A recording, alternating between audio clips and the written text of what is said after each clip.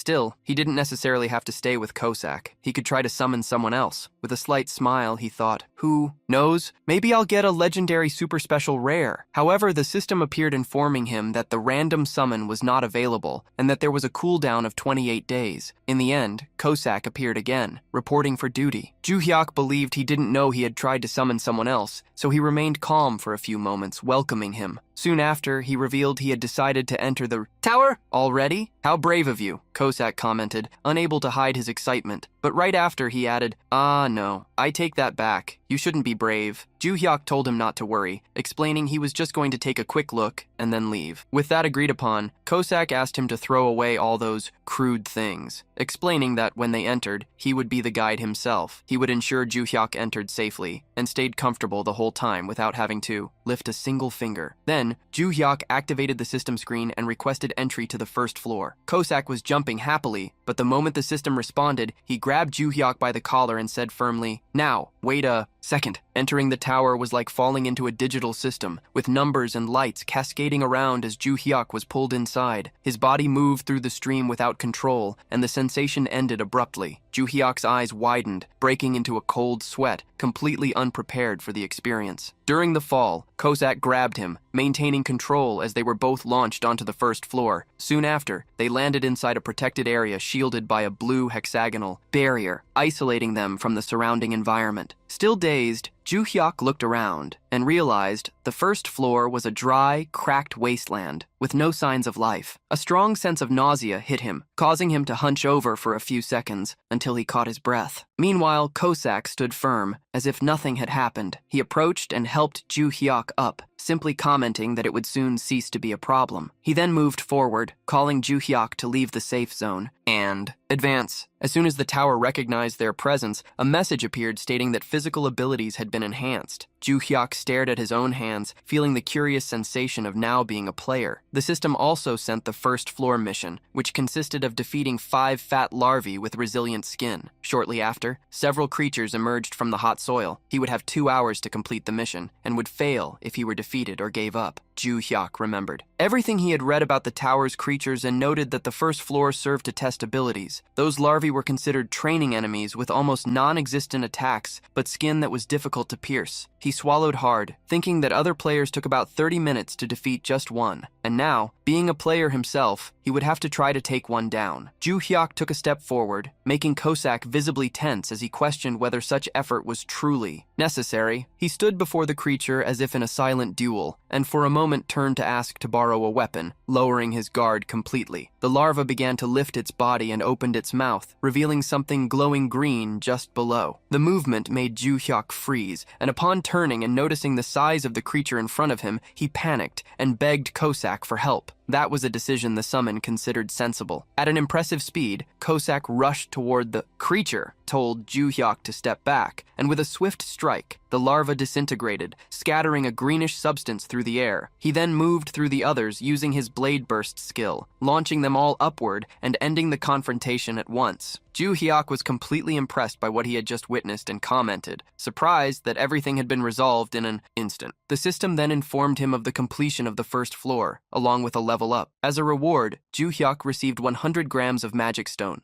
Furthermore, for achieving an SSS conquest rank on the first floor of the Black Tower, a reward of the same level was granted, a platinum badge. Ju-hyuk seemed to be over the moon, thinking everything had been far too easy and believing he would soon be rich. What he didn't expect was that, at that same moment, the same notification had appeared for all players in South Korea. They left the Black Tower almost instantaneously and returned home. Ju-hyuk grabbed his phone and checked the time, realizing the whole process had only taken a few minutes. Kosak called out to him, saying they both had done a good job, but awkwardly, Ju-hyuk replied that he hadn't done anything and had just stood there. Kosak then gave a thumbs up, just like in the early chapters, and said that was exactly what he had done. Well, after a while, Ju-hyuk began to analyze his items. He looked at the magic stone and commented to himself that it was a crucial resource, indispensable for modern industry. The price had dropped significantly since the tower's early days, and now hovered around 50,000 won per 100 grams. Since 20 years had passed since the Black Towers appeared in various countries, much of the knowledge about them was common even among normal people. However, that platinum badge was something he had never heard of. Even so, Ju-hyuk enjoyed the moment. satisfied to have earned 50,000 won in just a few minutes. As a form of celebration, Kosak excitedly mentioned he was going to watch a light drama to relax, while there was a special meal, better than they'd had in a long time. Ju Hyuk invited him to eat, and Kosak, catching the scent from afar, sat down and asked if it was spicy pig's feet. Ju Hyuk explained that he had ordered the regular dish since Kosak couldn't handle strong food, but even so, the smell still seemed intense, making Ju Hyuk laugh and comment that he really was a lightweight when it came to spice. Excited, Kosak thanked him once more for the kindness, and the two began to chat about random topics, laughing between lines, convincing Ju Hyuk that this partnership didn't seem dangerous. Quite the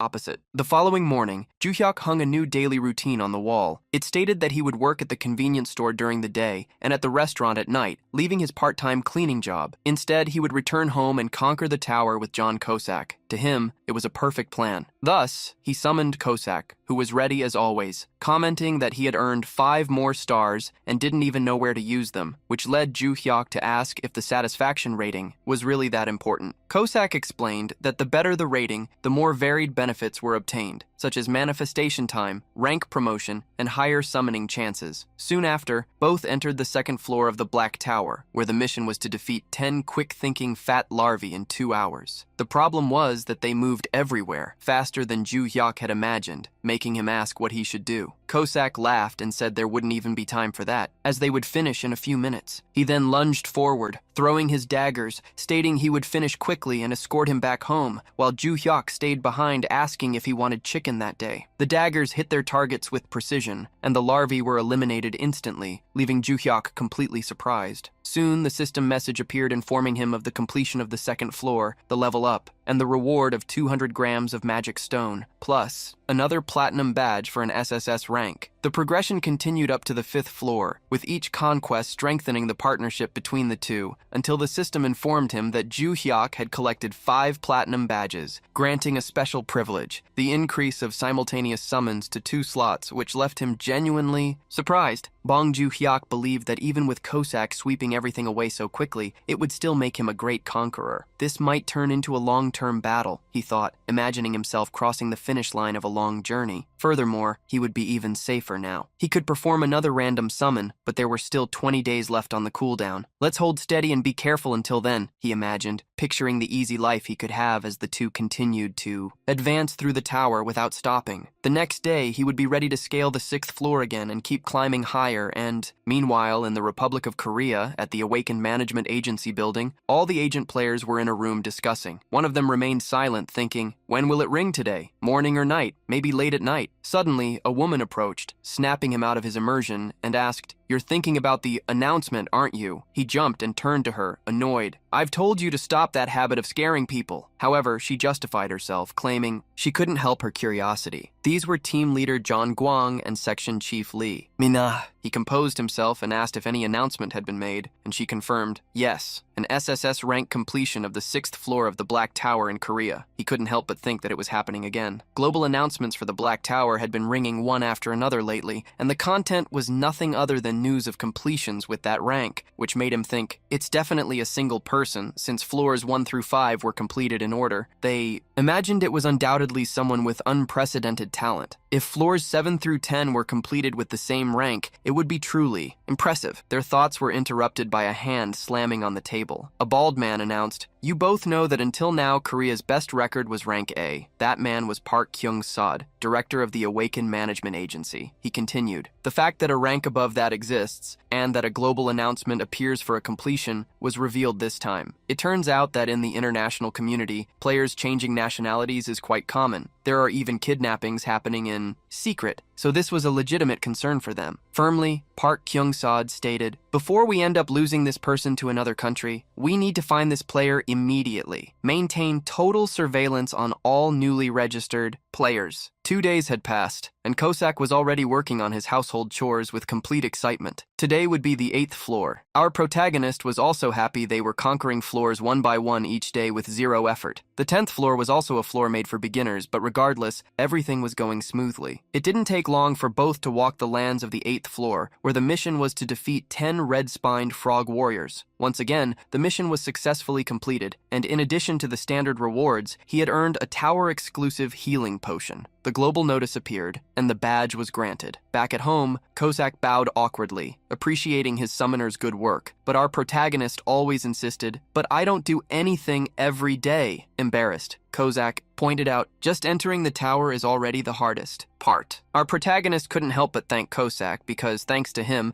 they always climbed and completed the floors easily. However, he knew he couldn't lower his guard, because starting from the 10th floor, things would be a bit different. Bong Joo-hyuk knew they were moving at record time and that Kozak was working hard, and wondered if he should give him a gift. It was then that he opened his wallet and took out a banknote. "There's still plenty of time left in the real world, so go out. And have some fun before you come back. Eat something delicious too. Just don't cause any trouble." But that was too much. And Kozak quickly gestured that it wasn't necessary. Without understanding the reason, Kozak explained, "I cannot leave Summoner Bong's side. I will just watch television at home." With no other choice, they decided to order chicken. Kozak, who clearly loved chicken, thanked him, stating that it was a great idea. He went back to his dramas, already thinking about his non-spicy meal. Instead, he wanted the one with honey, cheese, butter, and sweets. While they waited, Bong Joo-hyuk wanted to look at his rewards. Regarding the tower-exclusive healing potion, he thought about giving it to his summon Kozak, and then reflected on what to do with the amount of magic stones he had. He already had a bit more than 3.5 kilograms in his inventory, and if he were to sell them, it would yield about 1.8 million won. "I should start thinking about converting this into cash," he thought. 2 more days had passed, and he was on his 10th day of climbing the tower, about to challenge the 10th floor. While getting ready, he said to himself, "At first, I thought I'd just take a peek at the tower, but I ended up diligently climbing 1 floor a day. Yesterday, the 9th floor, the carnivorous jungle flower, was easy too. It was a bit hard for me, but for Kozak, completing the floor is guaranteed, and the S+ rank reward is just a bonus. What a relief. No, how comforting this is." His thoughts led him to an internal celebration, joking with Kozak for his effort and great service. "I've even forgotten he's a mad assassin who killed 3 people, he thought, joking. Again, our protagonist gave Kozak a 5-star rating, increasing his satisfaction level. Due to this increase, John's time in the real world was extended by another hour, which made our protagonist very excited. Giving the maximum score was worth it, he said. Kozak appeared, forming a heart with his hands, excited, saying he could assist him for longer and that he could trust him with everything. Minutes later, they were entering the 10th floor of the Black Tower. Physical abilities were enhanced, and all combat traits and skills could be used. While they were still protected by the safe core, Bong Joo-hyuk began to feel the recalibration. His strength overflowed, and a mysterious mana began to force its way through, putting pressure on his abdomen. He felt as if he were turning into an untamable wild horse. It was then that, with that spirit, he grabbed Kozak's shoulders and stated, "From now on, I'm going to help, too." Kozak turned to him, explaining that he shouldn't suffer even a scratch, but our protagonist tried to calm him down. He shouldn't worry because a wild horse was right there, and in that spirit he stated, "This time, we definitely need to do this together." At that moment, his body shuddered, and turning to the side, he saw something resembling an eye watching them. Then a giant insect surprised them, rising into the sky.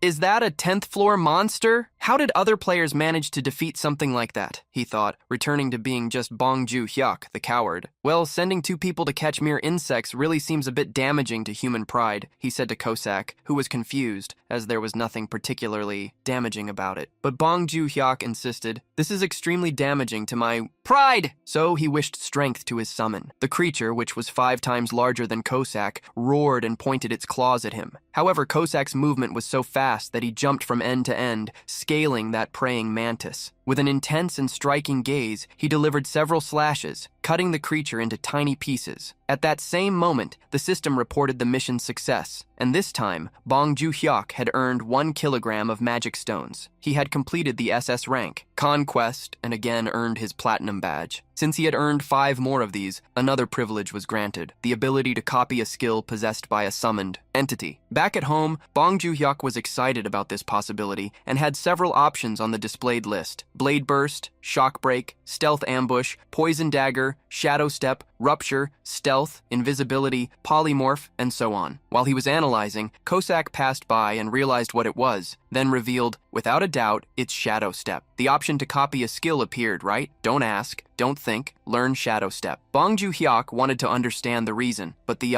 explanation was clear. It's convenient for running away. Even if something happens to me, you can move with discretion and speed. This seemed a bit offensive. After all, what did Kosak think our protagonist was? Do I look like someone who would run away just to save his own skin? He thought, revolted. Regardless, he acquired exactly that skill, becoming quite angry, unlike Kosak. Even in combat, good footwork is extremely, very absurdly important. Don't they say footwork is the soul of a fight? He thought. While Kosak watched his dramas, Bong Joo-hyuk trained his new skill, moving swiftly in all directions. In the yas, and he just threw himself onto the floor, completely exhausted. The next day, Bong Joo-hyuk made a call to the Awakened Management Agency's service center. He introduced himself, stating that he had recently awakened and was calling for that reason. On the other end, they congratulated him with such happiness that it even startled our protagonist. Can we send government assistance to your house? You might have some questions. Bong Joo-hyuk, though dazed, accepted, providing his home address. And so, with the desire to sell his magic stones, Bong Joo-hyuk made the most courageous decision of his 25 years of life. In front of the agency, there was a car waiting for the section chief. Upon entering, John Guang was waiting for her. How was the awakened who contacted us from Daegu yesterday? Lee seemed frustrated as she reported that he didn't seem to be the record holder. It seemed they were going to everyone's house, analyzing them, and she wondered if he would ever show up. Soon, she informed him, "We received another request for awakening registration today. Should team leader Jian come along too?" He replied, "Yes. For now, we need to run as fast as our legs can carry us." Then he continued seriously, "Let's go. If it's that person, we need to bring them to the elite team, even if we have to offer the best benefits the agency can provide." At the same time, our protagonist was cleaning the entire house, leaving everything sparkling to receive the agents, until someone knocked on the door. "Is anyone home? We're from the Awakened Management Agency." Quickly, Joo-hyuk opened the door awkwardly. "Ah, hello. The place is a bit small, but please, come in." They said happily that it was a pleasure to meet him, and soon introduced themselves. John pointed, introducing Lee as well. "She's a player, so feel free to ask anything." The fact that she was a woman made Joo-hyuk completely nervous for no reason at all, even more so when she leaned very close to his face, making him blush, and asked point blank, "It's you, isn't it? The S++?" Our protagonist was instantly overcome with embarrassment, stunned by how much she seemed to know. He backed away, his mind racing. Swallowing hard, he wondered if the authorities had some secret method for identifying awakened players that he wasn't aware of. His self-defense instincts kicked in, screaming at him to deny everything and act natural. Frozen and pale with shock, he managed to stammer, "I've heard of that person, but it's not me." He denied it with a crooked, awkward smile. Lee watched him closely, analyzing his strange expression. The classic face of someone lying, she thought. Immediately after, John tried to intervene with a playful swat, but Lee dodged it without flinching. "Didn't I tell you not to go fishing for answers, Ms. Lee?" Jian barked. He then turned to our protagonist and apologized for the disrespect. It's okay," he stammered, hardly believing he had survived the test. "Let's take a brief break to meet Tabby, the mascot of Korea's Black Tower. She's here to teach us a bit about this fearsome structure, pitch black and ominous. The tower is taller than the highest building on Earth. 20 years ago, the Black Towers appeared overnight across the globe. Every nation sent scientists and soldiers to investigate, but no one could get close, as if an invisible wall blocked all access. So, what is this tower? That question was answered when players emerged. The tower functions like a game, with floors that must be conquered one by one. Outside the tower, players are ordinary humans, but inside, they wield immense power. The rewards found within improve equipment and even drive the global economy. But what if people stop climbing? That's the real danger. If progress stalls, the tower displays messages of low progress until a countdown to collapse begins. Conquering the next floor stops the clock. If no new floor is conquered within 6 months, the countdown starts, and then the tower collapses. This actually happened in a place called Mumbai about 3 years ago. Most nations have between 1 and 3 towers, but Korea has only one, located deep in the mountains of Gangwon-do. There are about 5,000 to 10,000 players nationwide, roughly 0.01% to 0.02% of the population. While not a huge number, progress is steady. The current record is 65 floors just behind the United States, which is also at 65. Still, there is no cause for alarm, as Korea has modern heroes representing the country. Just as humanity once explored new continents, we now explore the towers. A message from the mascot to the newly awakened. Yes, You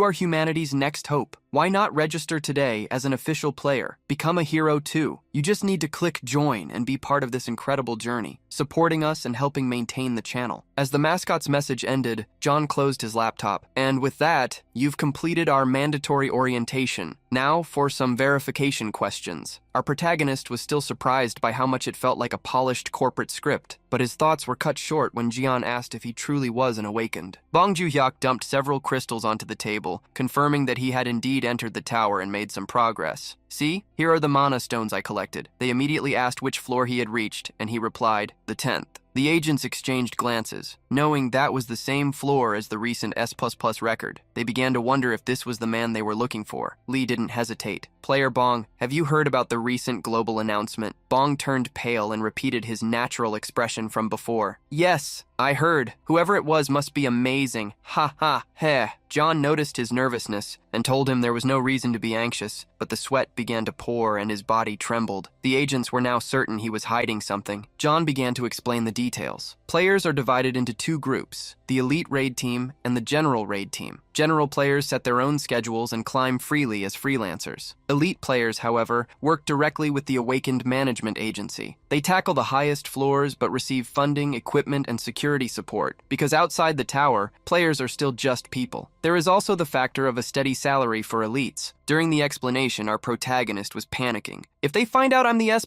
guy, I'm doomed. He imagined himself surrounded by journalists, his privacy gone. He hated being the center of attention. John concluded, anyway, when you apply for the elite team, you'll use a government body cam to record your raids. Our protagonist cut him off instantly. Sorry, but I'll stick with the general team. This surprised John, but Bong insisted that the general team was perfect for him. He claimed he wasn't talented enough for the elite team, regardless of the benefits. And it's scary, you know? He said, hands shaking. He gave a simple smile and added, I'll just stop at a safe floor and take my share of the rewards. That's enough for me. The agents tried to insist, but our protagonist stood his ground. Lee let out a long sigh. This was just another false lead. Many players prefer farming middle floors for easy loot, but few admit it so openly. It seemed pathetic to her. She looked at him with disdain, thinking, a coward like this doesn't deserve elite status. Determination is the true requirement. They ultimately respected his decision, but John made one last request. If you don't mind, could you enter the tower now? It's the final step for confirmation. Nervous, he agreed, but John added, you can do a quick raid while you're there. That way you don't waste your daily entry. Bong was tense. He knew this could be a test to confirm his identity. Having no choice, he said, fine, I'll do a raid, but it might take a while, at most 2 hours. Lee gave a reassuring smile. No problem. Take your time. Don't feel pressured.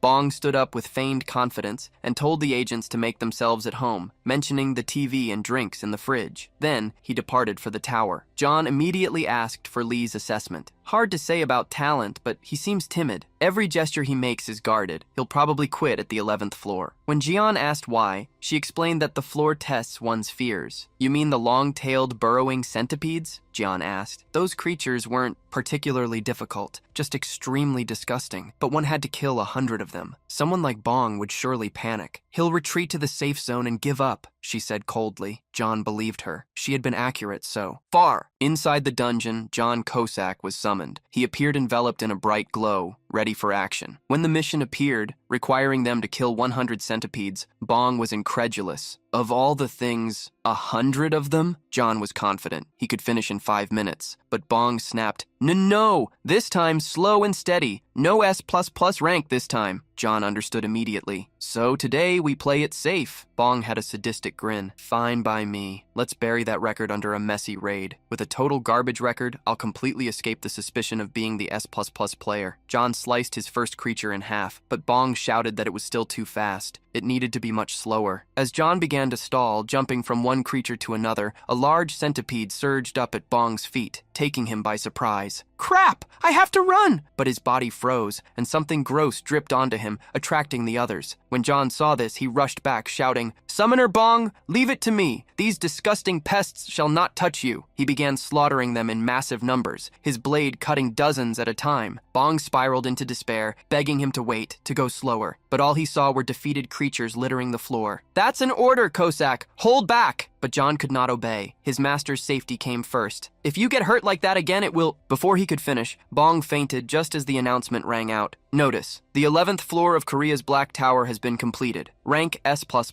Reward: Platinum badge granted." Before he could even curse his luck, they were transported back. John apologized. In the apartment, Lee was checking her watch. Only 5 minutes had passed. If he was truly the one they expected, he would be back any moment. Suddenly, the global notice appeared. Bong was back in his house. The agents were shocked. "It can't be. What just happened?" Bong stood before them, but his expression was grim. "I really didn't want to have to resort to this," he stated coldly. John appeared right behind his master, his eyes bloodthirsty, and added, "But you two, I'm afraid you'll have to be silenced now." In a flash, John lunged forward and severed the agents' heads. Even though our protagonist had half expected it, seeing them decorated with red ribbons while incessantly calling his name was terrifying. What? Who said anything about cutting their heads off?" he screamed in desperation. Soon, however, the hallucination began to dissipate. The decorated heads returned to their bodies, which had been calling his name the entire time. Our protagonist shouted apologies, backing away as he snapped back to reality. "My persecution complex kicked in without me even realizing it," Bong thought, coughing awkwardly as he claimed he was fine. "So, let me say it again. Our elite team truly needs a talent like you, Player Bong," John explained. Bong looked paler than a candle, melting with anxiety as he claimed there had been a misunderstanding. It probably just coincided with the time another player completed the 11th floor. He tried to insist it was just a coincidence, but John, with a look of pure disbelief, said ironically, "The timing was a bit too perfect for that." Bong tried one last time to convince them. "Either way, it definitely wasn't me." John didn't push further. Instead, he held out an envelope. "Since we've confirmed your awakening, let's prepare the contract." Taking it, Bong was shocked. "This is the elite contract, but I asked for a standard one." John was quick to clarify. "This is on a completely different level from common cases. You could say it's the only contract of its kind in the entire industry, the ultra-elite contract." On the paper, in large letters, it specified special management. Soon, our protagonist found himself surrounded by security guards while John explained, "An annual salary of 12 billion won, provided housing, VIP protocol, and a full security detail. Additionally, immunity privileges." Bong was being placed above the law, treated like royalty. He remembered that such benefits were usually reserved only for Korea's rank 1 player, Yoo Cheol-min. John urged him to look it over, stating these were the best benefits the nation could offer, but Bong flatly refused. "If it's not a standard contract, I won't be a player." John knew something was off. He couldn't understand why Bong rejected the offer so vehemently. Our protagonist explained, "I hate drawing attention. Attention is exhausting. It was like walking into a store just to look around, only for the salesperson to start pressuring you, making you leave in a panic." Being pressured caused him immense stress. The agents listened to his examples. In short, he's an extreme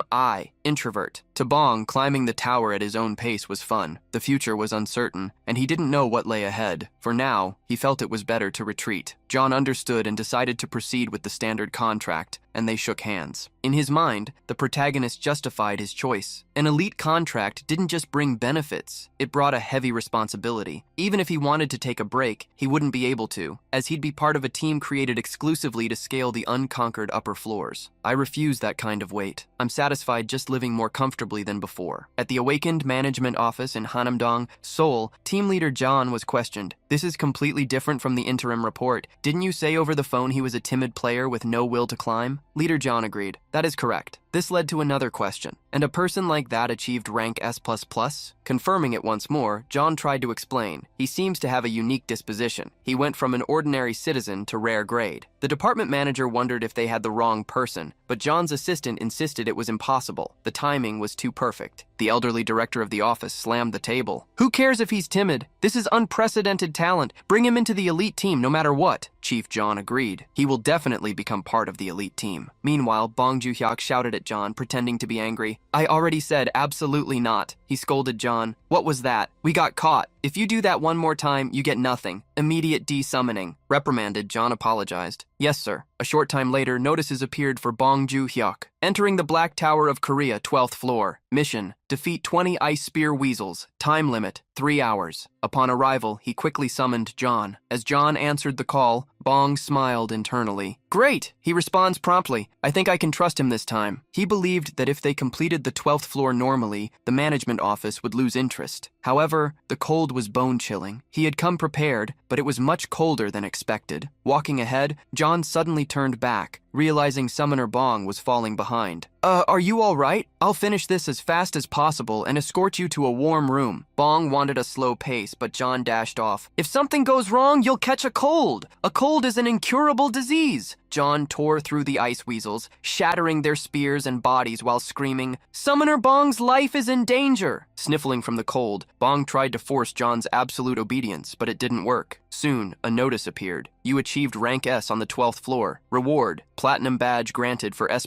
record. Minutes later, team leader Jian called, Player Bong Ju-hyuk, did you happen to just finish the 12th floor? The young man confirmed it, but claimed reaching the 15th floor would be difficult. Once they reached a heated room, John sighed. Whew, it's warm now. Please, rest easy, I'll just watch a little TV. Before John could enjoy the day, Bong extended his hand, using de-summoning. Bong was practically crying because they had achieved more than he wanted. Where do you think you're watching TV? There is nothing for those who don't obey. 13th floor. The mission was to cross a corridor full of traps. John grabbed Bong by the waist. There's no other way here. With so many variables, Summoner Bong might get hurt. Traps snapped and fired as John sprinted through the room, carrying Bong under his arm. Rank S++ achieved. 14th floor, John moved like lightning. The sonic attack of the giant one-eyed bat has a wide range. Summoner Bong would take damage. I'll handle it first. Again, rank S++ achieved. When it was all over, Bong had 2,150,000 won from Magic Stone sales, plus 2,000 won from the Player Support Fund. He looked at the deposits. Since the Magic Stones from the 11th to the 14th floors total 5 kilograms, I've earned over 7 million won in 14 days. He was both impressed and anxious. If I reach the 20th floor like this, just the Magic Stones would be at least 2 kilograms. Selling through the agency, that's 1 million won a day. No fees, no taxes, a daily net profit of 1 million. A life with a monthly salary of 30 million won is waiting for me. Bong could already see the gold bills. The next day, John was summoned again and swore his loyalty. To receive a perfect 5-star rating even after I disobeyed orders and committed mutiny, I am deeply honored. Bong gave new instructions. From the 15th floor on, we'll finish calmly. I won't ask you to go slow. Curious, John asked if it was truly okay. Bong slapped his own face and sighed. The management office has already figured everything out anyway, and if I get S++ on the 15th floor, that's 15 platinum badges accumulated. The probability of receiving another privilege was high, and he was becoming surprisingly greedy for them. Since privileges make everything safer as they stack, Bong had his incentive. Let's go, Mr. Kosak. The entry message for the 15th floor appeared. Defeat 20 goblin workers in the forest. Humanoid monsters were new to Bong. They possessed intelligence, albeit low. Hiding behind a tree, he remembered that from this section on, completion became a chore even with good info. John whispered, if one notices us, he'll call the others. Goblins are cunning, so please stay well hidden. John smiled confidently. I will eliminate them all at once and return. An aura surrounded John, making him look ethereal, the stealth skill. I wonder if I can learn that too, Bong thought. Every strike John delivered was madness. The goblins died without even noticing him. As John cleared them one by one, the notification appeared. 15th floor mission successful. Level up. Reward, 1.5 kilogram magic stone, 5 exclusive healing potions. Another notice appeared. Rank S++ achieved. S++ completion reward, owner's emblem granted. He could now challenge the 16th floor, but he decided to leave. Back in his living room, Bong immediately checked his inventory. That makes 15 platinum badges total. Naturally, a new privilege appeared. With 5 badges, he got a trait enhancement. With 10, skill copy. Bong was anxious to see what 15 would bring. With the accumulation of 15 badges, Bong Ju-hyuk obtained an energy shield kit, an item that was not exclusive to the tower. The item functioned as a golden bracelet, which he immediately equipped. Its effect protected him with a shield that absorbed damage. However, the item would disappear after absorbing a specific amount of damage, requiring a 5-hour cooldown for reuse. A holographic full-body armor shimmered into existence around Bong Ju-hyuk. Even outside the tower, the energy persisted, demonstrating its utility in reality. Bong imagined how much he could sell the item for on the market, perhaps 2 or 3 million won. If he sold it, he could potentially retire and stop climbing. However, realizing that rewards at higher floors would be even better, he changed his mind and turned to his summon, who was busy eating fried chicken. Mr. Kosak, an S++ rank EIs. Clear on the 16th floor is possible, right? John guaranteed that conquering the floor was possible, though they would need to be cautious. Since it wouldn't be easy, Bong briefly reconsidered selling the bracelet again. At the management department, the director asked John Guang when the last S++ rank announcement had occurred. The assistant revealed it had been half a month. John added, "It seems he's stuck on the 15th floor." The director scratched his bald head and slammed the desk. The heavens are blind, wasting such talent on such a timid player. While discussing the difficulty of the 16th floor, Jian checked a message on his phone and jumped in surprise. He quickly told the director, "Player Bong Joo-hyuk is coming to the Awakens management office. He wants to use the player shop." Hearing this gave the director a sudden realization. He's been repeatedly clearing the 15th floor just to get items to sell? John shared the same assumption. The director was shocked. How could we be so stupid? We criticized player Bong without knowing the truth. He immediately ordered team leader John to support the player by selling him any item he wanted at bargain prices. 15 days prior, standing before a forest barrier, John's face was full of dissatisfaction. "What did you say?" Bong had lifted his shirt and ordered John to attack him with a dagger. John nearly lost his mind at the request. Bong tried to explain that he was only testing if the energy shield worked correctly, but John shook his head frantically, refusing to listen. Frustrated, Bong grabbed John's wrist and pulled the dagger toward himself. John was horrified as the blade drew blood. Realizing he hadn't actually activated the shield yet, Bong quickly used a healing potion while John fell into despair, cursing his own arm for attacking his master. John grabbed the protagonist's shoulders, begging him not to act so strangely again. After coming to an agreement, Bong ordered the hunt to begin. John quickly scaled the trees to attack the monsters living within. Bong followed, intending to practice his own skills during the 10 minutes it would take John to finish. Bong whispered, "Shadow step?" His body seemed to split, leaving behind a copy of light while his original body reappeared several meters ahead. Impressed, he continued using the footwork Cossack had taught him, making fluid movements perfect for running. In the middle of his training, a monster with pointed ears emerged from the bushes. The goblin hissed, having been hiding from Cossack. Seeing the human, it attacked wildly. Bong quickly used his body shield, blocking the goblin's bite. The bite didn't hurt, it actually tickled. Startled,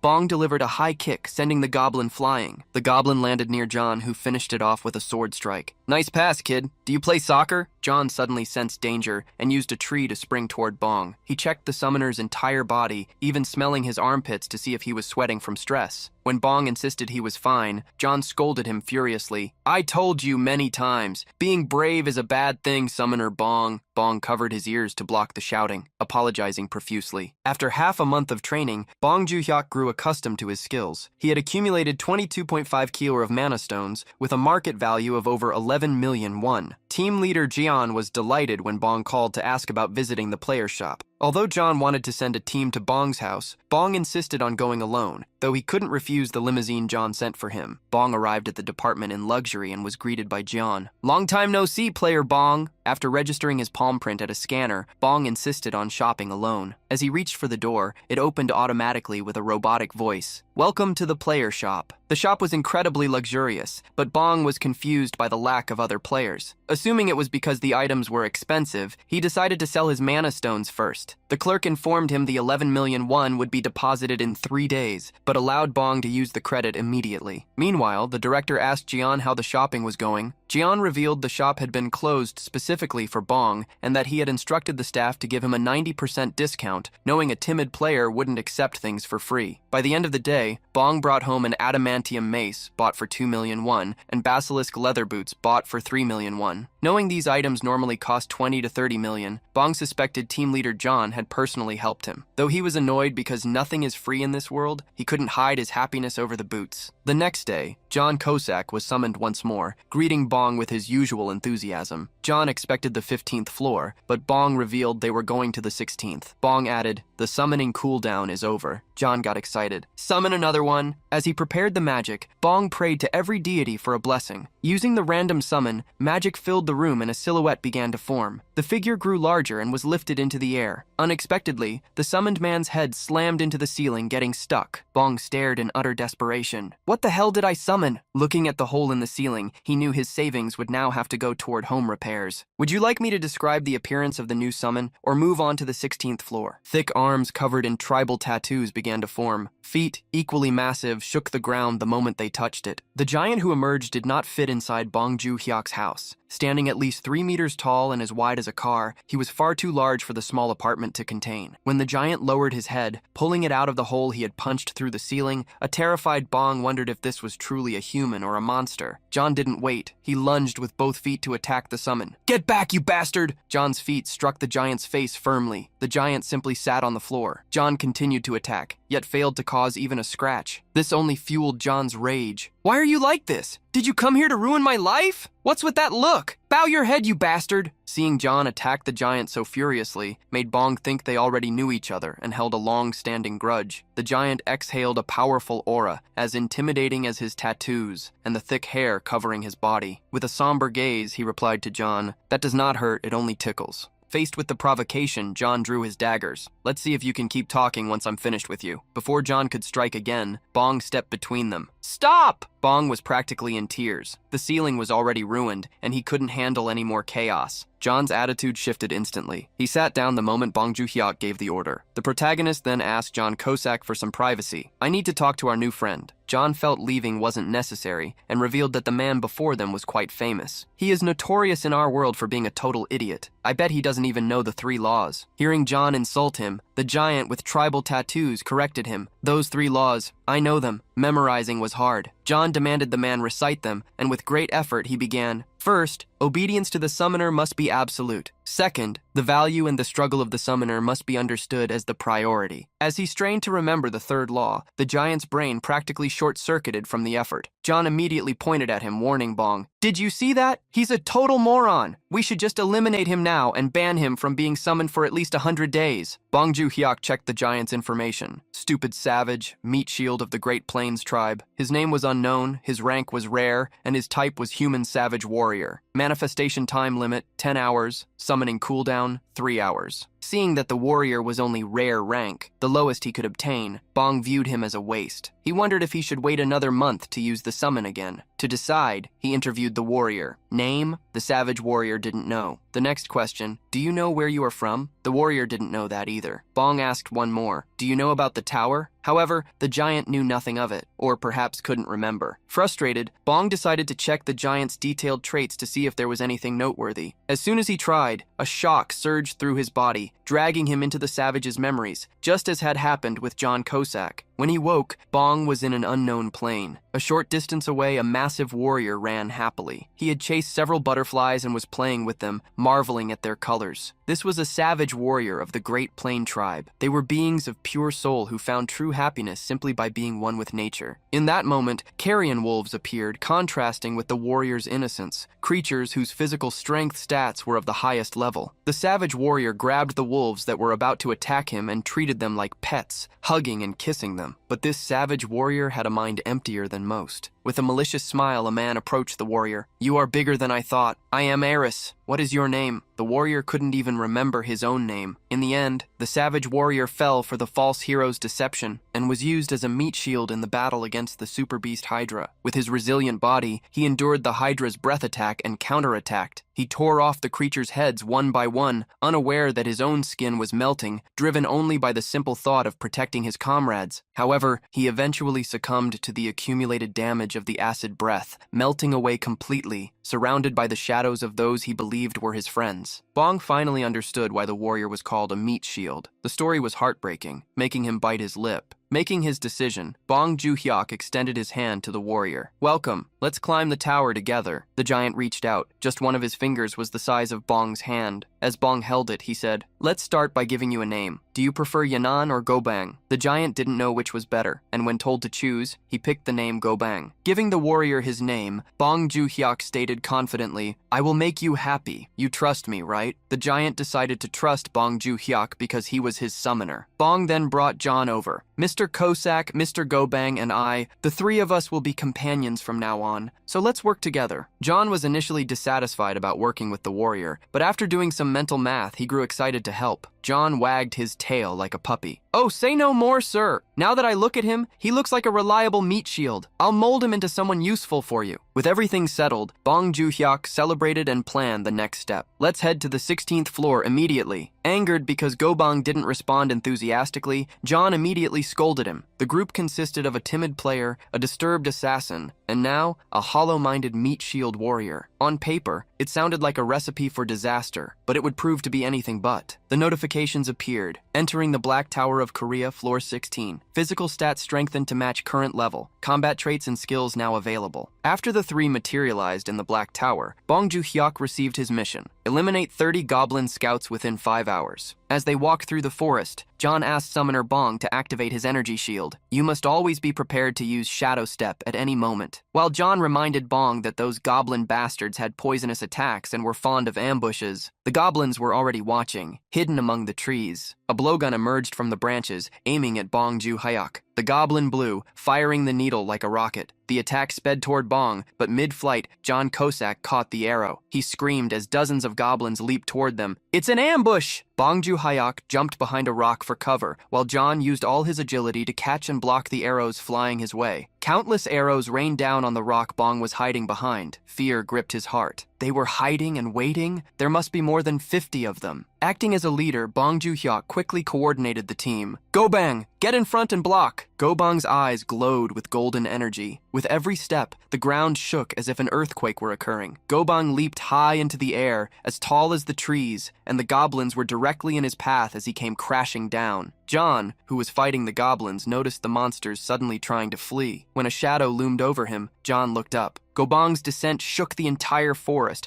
launching the monsters into the air and turning the ground inside out. John was caught in the shockwave of the attack, and like the goblins, was sent flying. Behind the rock, Bong Joon-hyuk's eyes widened, incredibly impressed. It couldn't even be called a fight. The goblin scouts desperately tried to use their blowguns again, firing more poisoned arrows. They hit the giant warrior, but his skin was so thick the arrows couldn't penetrate. Instead, they ricocheted off. Gobang followed Bong Joon-hyuk's order, advancing with fury, eliminating each goblin with the explosions caused by his fists. Bong Joon-hyuk was speechless once more. He couldn't believe this savage warrior was only rare rank, as his combat ability alone was comparable to someone of double S rank. It seemed the rare rank given to Gobang was based solely on his low intelligence. By the end of the day, several boxes of fried chicken were delivered to Bong Joon-hyuk's house. Gobang grabbed several chicken legs and ate them one after another, savoring the taste. While Bong praised Gobang's performance, John teased him. "Eat them one by one, you big lug." Turning to try one of the pieces, John nearly burned his tongue because of how spicy it was. While also eating, Bong Joon-hyuk was surprised to hear Gobang speak. "Summoner, good person." Gobang beat his hairy chest, swearing, "You feed chicken. Gobang give life for you." Bong Joon-hyuk turned red from his shyness and thanked Gobang. "Compared to the work you guys did, a little chicken is nothing." In the middle of Bong's thanks, John snapped at the big warrior. "Speak properly, you stupid bastard!" Bong Joon-hyuk's eyes nearly popped out from the shock. He stood up hurriedly, scolding John and telling him to stop bothering someone while they were eating. The next day, the group went to the 17th floor of the Black Tower. Once again in the forest, Bong Joon-hyuk flexed his arm muscles, showing off his veins excitedly. "Now that I'm level 16, I can feel the power surging. It's almost uncontrollable." The power overflowing from Bong's body made him feel like a beast, a wild horse. John had often seen people who reached level 20 start to become arrogant and didn't pay much mind to Bong's excitement. While the young man was fired up, Gobang stood at the ready, making sure no one disturbed them. On the 17th floor, the mission was to defeat 30 goblin warriors. The goblins were arranged in battalions like a true army. Dressed in helmets, light armor, swords, and shields, they looked like something out of a military parade video. Seeing the goblin warriors in person, Bong Joon-hyuk felt insane pressure. There were at least 90 soldiers in that battalion. For mere monsters, they were also surprisingly skilled in strategy and tactics. Bong Joon-hyuk had studied one of the marches before entering the floor. When the unit of goblin warriors appeared, his plan was to first return to the safe zone, moving through a path between the trees, leaving the open forest for a shielded area. He would wait for the goblins to return, as they would disperse, patrolling in groups of 3. Avoiding the attention of the whole group and picking off only 3 at a time repeatedly would be the key to success. That was the common strategy, but it took a considerable amount of time. Bong Joon-hyuk, however, had a second strategy. The protagonist called out to Gobang. He would be part of a plan where Bong wouldn't waste time on tedious processes. With a simple expression, Bong Joon-hyuk just pointed forward and ordered, "Start walking." Hearing the order, Gobang roared to the heavens, releasing his energy, cracking the ground as lightning serpentined around his body. Seeing the great warrior's excitement, Bong Joon-hyuk ordered with a smile, "Eliminate all enemies." Gobang charged forward like a runaway truck. With every stride, he covered several meters, closing the distance to the goblins instantly. The two goblins on the front line hissed, pointing at the enemy. Immediately, the army leveled their spears toward Gobang. Gobang faced dozens of spears head-on, launching every goblin, holding them into the air with the sheer impact of his massive body. The goblin warriors fell to the ground one after another, like a rain of green monsters. The shockwave from Gobang's footsteps stunned Bong Joon-hyuk. Wow, this performance is insane. Strategies and tactics only worked when weight classes were similar. Gobang was like a battle tank facing small bicycles. Quickly, Bong Joon-hyuk achieved an S++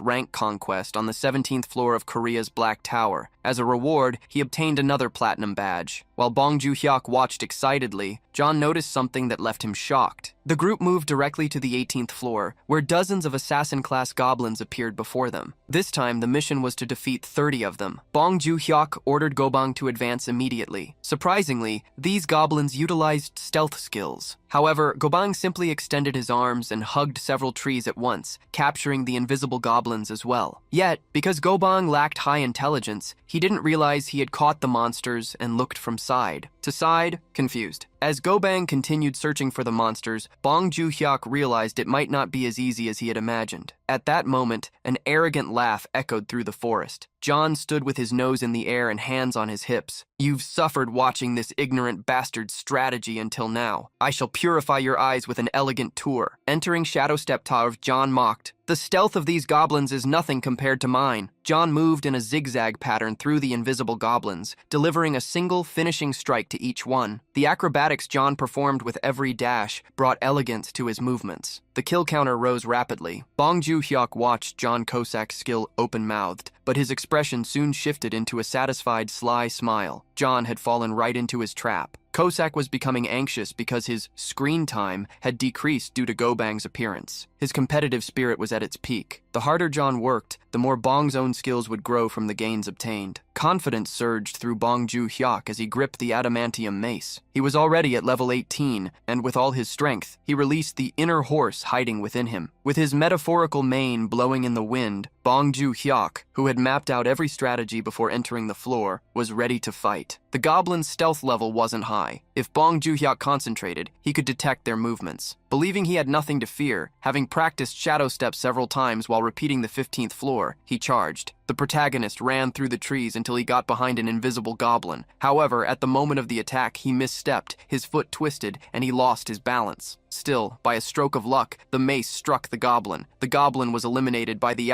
clumsy attack, bringing the mission counter to 10. Despite not feeling like he had performed a great feat, Bong Joon-hyuk treated the hunt as a success. But at that moment, a goblin appeared behind him, and its attack swung down toward Bong Joon-hyuk's head. Elsewhere, John continued to hunt with agility. The counter climbed quickly, passing 20 kills. Soon, only 3 more were needed. Gobang had begun swinging his hands and moving his body like a spinning top, slamming the ground to attack everything around him. Thanks to Gobang's random attacks, a few more were eliminated. Slamming the ground again, Gobang boasted, "Meat shield helps." More! Changing the subject, John wondered where Summoner Bong was. The goblin's sword strike that fell toward Bong Joon-hyuk's head hit the energy shield surrounding him. The goblin was knocked back, and Bong was saved by the protection. The protagonist scratched his head, feeling the danger he would have faced without the energy barrier. Before he could recover, 2 goblins cornered him, attacking from the front and back. Perhaps due to an adrenaline surge, Bong Joon-hyuk executed rapid movements. The goblin's blades seemed to move slower than usual. Jumping and dodging as if the world were in slow motion, Bong Joon-hyuk struck with his mace, hitting both goblins and eliminating them perfectly. Thus, he completed the 18th floor of Korea's Black Tower with an S++